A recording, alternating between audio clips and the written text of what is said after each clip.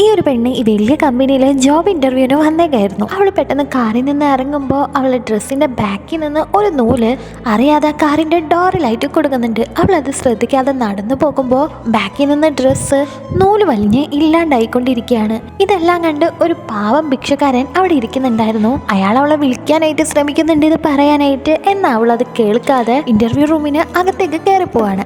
അവളുടെ ഡ്രസ്സിന്റെ നൂല് വിട്ടത് കണ്ടിട്ട് കളിയാക്കി ചിരിക്കുകയാണ്. പിന്നീട് അവളുടെ കാറിന്റെ അടുത്ത് പോയി നോക്കുമ്പോൾ അവളുടെ പേഴ്സിലായിട്ട് ഒരുപാട് പൈസ ഇരിക്കുന്നത് കാണുന്നുണ്ട്. അവൻ എങ്ങനെയൊക്കെ ട്രിക്ക് ഉപയോഗിച്ചുകൊണ്ട് കാറിന്റെ ഗ്ലാസ് തുറന്നതിന് ശേഷം ഉള്ളിൽ നിന്ന് ആ പൈസ എടുത്ത് അവന്റെ പോക്കറ്റിലാക്കി പേഴ്സ് മാത്രം അവിടെ ഇട്ടുകൊണ്ട് പോകുന്ന വഴിക്ക് ഈ ഒരു ഭിക്ഷക്കാരൻ അതും കാണുന്നുണ്ടായിരുന്നു. അയാൾ നീ എന്താ ഈ ചെയ്യുന്നതെന്ന് ചോദിക്കുമ്പോൾ മിണ്ടാതെ അവിടെ വാ പൂട്ടിയിരുന്നു എന്ന് പറഞ്ഞ് അയാളുടെ മുഖത്തേക്ക് കുറച്ച് ചില്ലറയും വലിച്ചെറിഞ്ഞുകൊണ്ട് അവൻ അകത്തേക്ക് കയറി പോവാണ്. റിസപ്ഷനിൽ നിൽക്കുന്ന ആളോട് എവിടെയാണ് ഇന്റർവ്യൂ റൂം എന്ന് ചോദിച്ചുകൊണ്ട് അവൾ അകത്തേക്ക് കയറി പോകാൻ നോക്കുമ്പോൾ റിസപ്ഷനിൽ നിൽക്കുന്ന ആള് അവളുടെ ഡ്രസ്സ് ബാക്കിൽ നിന്ന് ഫുള്ളായിട്ട് പോകുന്നത് കാണുന്നുണ്ട്. അയാൾ അവളോട് പറയാണ് ഇങ്ങനെ ഡ്രസ്സ് ചെയ്തിട്ടൊന്നും ഇന്റർവ്യൂവിന് പോകാൻ പറ്റില്ല, ഞങ്ങൾക്ക് ഇവിടെ സ്ട്രിക്റ്റ് ആയിട്ടുള്ള ഡ്രസ് ഫോം ഉണ്ട്, അതിട്ടിന് മാത്രമേ പോകാൻ പറ്റുള്ളൂ എന്ന് പറയുമ്പോൾ അവളൊന്ന് ചുറ്റും നോക്കുന്നുണ്ട് എന്താ സംഭവം എന്ന്. പിന്നിലായിട്ട് അവളുടെ ഡ്രസ്സ് വിട്ടിരിക്കുന്ന കാര്യം അവൾ അറിയുന്നത്. അവൾ നേരെ പുറത്തേക്ക് വന്ന ശേഷം ആ ഭിക്ഷക്കാരൻ അപ്പൂപ്പനോട് എനിക്ക് ഈ ജോലി ഭയങ്കര ഇമ്പോർട്ടൻ്റ് ആണ്, എനിക്ക് ഈ ജോലി കിട്ടിയേ പറ്റൂ, അതിന് വേണ്ടിയിട്ട് അപ്പൂപ്പൻ എന്നെ ഒന്ന് ഹെൽപ്പ് ചെയ്യണം, അപ്പൂപ്പൻ്റെ സ്കാർഫ് ഒന്ന് തരുമെന്നായിട്ട് ചോദിക്കുന്നുണ്ട്. അയാളൊന്നും മടിച്ചിട്ടാണെങ്കിലും ആ പെണ്ണിന് വേണ്ടിയിട്ടല്ല എന്ന് വിചാരിച്ചുകൊണ്ട് അവന്റെ മുഷിഞ്ഞ ആ സ്കേർഫ് അവൾക്ക് കൊടുക്കുന്നുണ്ട്. അവൾക്ക് എങ്ങനെയെങ്കിലും ആ ഒരു അപ്പൂപ്പനോട് നന്ദി പറയാനായിരുന്നു. അവളുടെ കയ്യിലാന്ന് വെച്ചാൽ ഇപ്പൊ പൈസ ഉണ്ടായിരുന്നില്ല.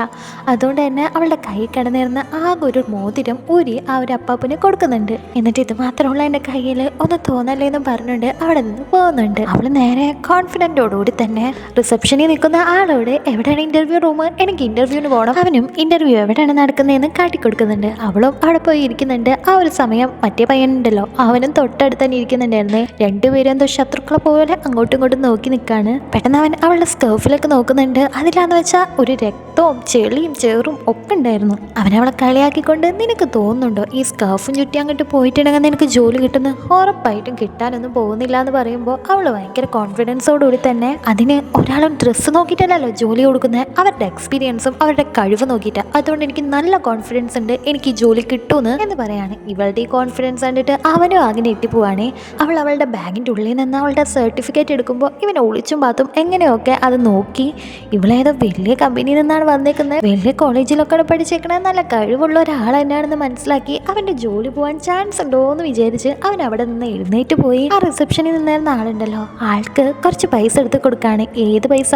ഇവളുടെ അടുത്ത് നിന്ന് മോഷ്ടിച്ചില്ലേ ആ പൈസയിൽ നിന്ന് കുറച്ചെടുത്ത് ആ റിസപ്ഷനിൽ ആൾക്ക് കൊടുത്തിട്ട് എങ്ങനെയെങ്കിലും ആ പെണ്ണിനെ ഇവിടെ നിന്ന് മാറ്റണം, എനിക്ക് തന്നെ ഈ ജോലി കിട്ടണം എന്ന് പറയാണ്. എന്നാൽ ആ ഒരു റിസപ്ഷനിലെ ആൾക്ക് ആ ഒരു പൈസ മാത്രം മതിയായിരുന്നില്ല, അവൻ്റെ കയ്യിലുള്ള ഫുള്ള് പൈസ വേണമെന്ന് അയാൾ പറയാണ്. ജോലിയുടെ കാര്യമല്ലേ, അതുകൊണ്ട് അവൻ വേറെ ഒന്നും നോക്കിയില്ല. ആ ഒരു ഫുൾ പൈസ അവനക്ക് കൊടുത്തതിന് ശേഷം അവൾ അവിടെ നിന്ന് മാറ്റാനായിട്ട് പറയുന്നുണ്ട്. പറഞ്ഞ വാക്ക് പാലിച്ചുകൊണ്ട് തന്നെ ആ റിസപ്ഷനിൽ നിൽക്കുന്ന ആൾ വന്ന് അവളോട് മാഡം ഒന്ന് എൻ്റെ കൂടെ വരുമോ എന്ന് ചോദിക്കുമ്പോൾ അവളും അതിന് എൻ്റെ ഇൻ്റർവ്യൂ ആണെന്ന് തോന്നുന്നു നെക്സ്റ്റ്, ഞാനിപ്പോൾ വന്നാൽ എങ്ങനെ ശരിയാവാന്ന് ചോദിക്കുകയാണ്. എന്നാൽ അയാൾ എന്തായാലും എൻ്റെ ഒപ്പം വായോ, എന്നാലല്ലേ നമുക്ക് ജോലിക്ക് എന്തെങ്കിലും ചെയ്യാൻ പറ്റുള്ളൂ എന്ന് പറയാണ്. എന്തായാലും ആ കമ്പനി തന്നെ വർക്ക് ചെയ്യുന്ന ആളല്ലേ, ഒരു കുഴപ്പം ഉണ്ടാവില്ല എന്ന് വിചാരിച്ചുകൊണ്ട് അവൾ അയാളെ പിന്നാലെ പോകുന്നുണ്ട്. അയാളാണെന്ന് വെച്ചാൽ ഒരു ഇരുട്ട് റൂമിൽ കൊണ്ടുവന്ന് അവളെ പൂട്ടിയിടാണ്.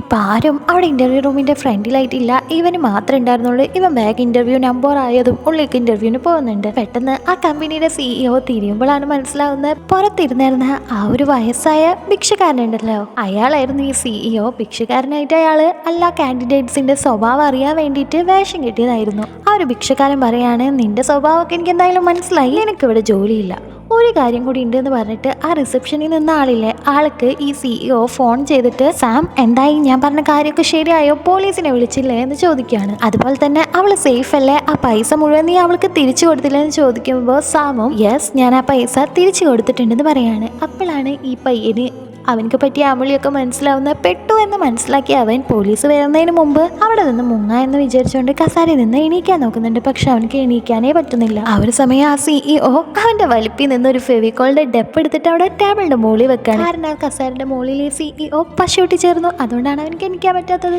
അവൻ എന്നാലും വേണ്ടിയില്ല, ഭയങ്കര ശക്തി ഉപയോഗിച്ച് ആ ഒരു കസാരയിൽ നിന്ന് എണീക്കുമ്പോൾ അവന്റെ ബാക്കിൽ പാൻറ്റാന്ന് വെച്ചാൽ കീറി പോകുന്നുണ്ട്. അവൻ അവിടെ നിന്ന് രക്ഷപ്പെടാൻ നോക്കുമ്പോഴേക്കും പോലീസ് വന്ന് അവൻ അവിടെ നിന്ന് പിടിച്ചുകൊണ്ട് പോകുന്നുണ്ട്. അവൾ കാണുന്ന വെച്ചാൽ CEO വന്ന് ആ ഒരു കമ്പനിയിൽ തന്നെ ജോലിയും കൊടുക്കുന്നുണ്ട്. അവൾ ആ CEO കൊടുത്ത ആ ഒരു മോതിരുണ്ടല്ലോ അതും അയാൾ തിരിച്ചു കൊടുക്കുന്നു. ഇങ്ങനെ അപ്രതീക്ഷിതമായിട്ടുള്ള ഒരു ട്വിസ്റ്റ് ജോബ് ഇന്റർവ്യൂവിന് പോകുമ്പോൾ നിങ്ങളെ ലൈഫിലും വരണം എന്നാഗ്രഹമുള്ളവർ ഈ വീഡിയോ ഒന്ന് ലൈക്ക് ചെയ്തിട്ട് പോണേ.